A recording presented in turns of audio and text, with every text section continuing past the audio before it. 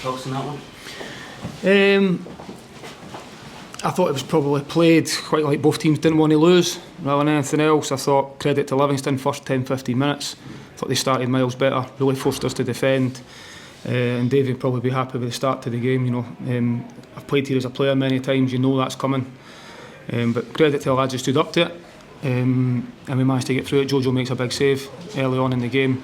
And then once the game settled down a little bit and our quality came through a wee bit, because I thought initially, you know, we were a little bit lashing at things, you know, when we were trying to take touches and things. So our quality definitely improved as the game went on, but I think it was missing from what is required to go actually do enough as go and win the game.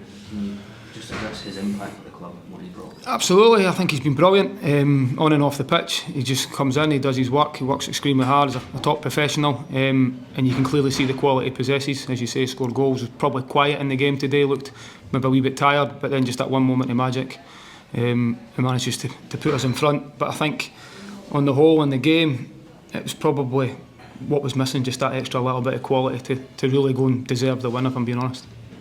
Prospect to keep him?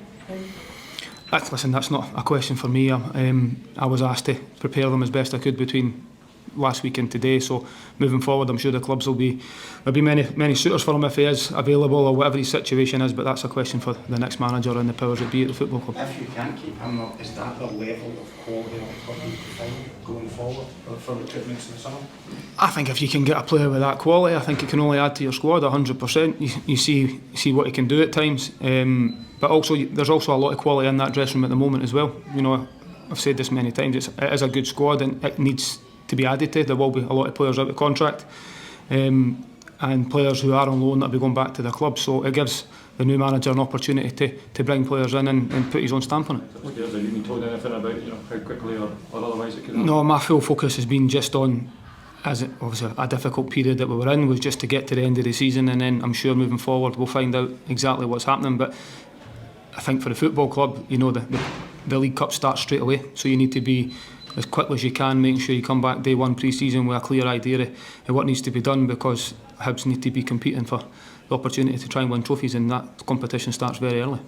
You've done your own cause no harm with the 12 caretaker games you've been in charge of? Listen, it's unfortunately every time I've been in this position it's always been in difficult situations, so as I've said many times, it's always about trying to get a reaction out of the players first and foremost, and then from there very conscious of the fact that people have lost their jobs, so it's not always about me at all.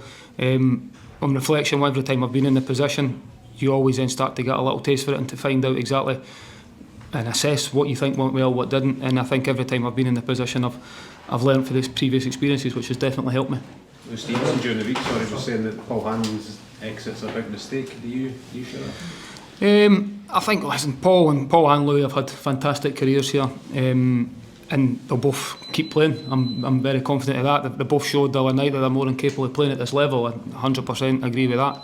And not just what they do on the pitch, but how they are every single day. It seems like for the last week, it's probably been the one thing that I've been able to be really positive about and confident about when I'm speaking about them, because it has been a real difficult time for the football club, but they too deserve all the praise they get, and whatever happens moving forward, the new manager and the club will decide exactly what happens moving forward, and up to the two boys, because they are out of contract, to go and decide what happens moving forward.